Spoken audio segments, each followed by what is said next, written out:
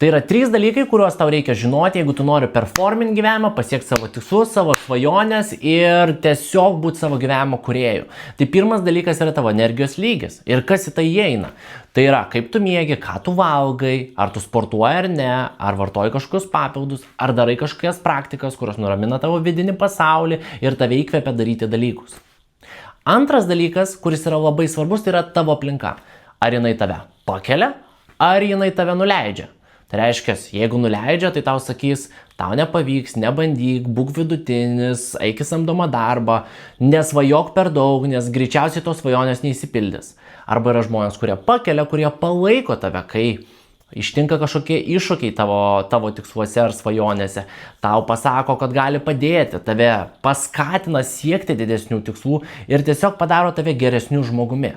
Ir trečias yra dalykas, tai yra tavo tas why, tai kodėl tu tą nori daryti. Tu turi labai aiškiai žinoti, kas tave įkvepia ir koks yra tas didesnis tikslas už tave.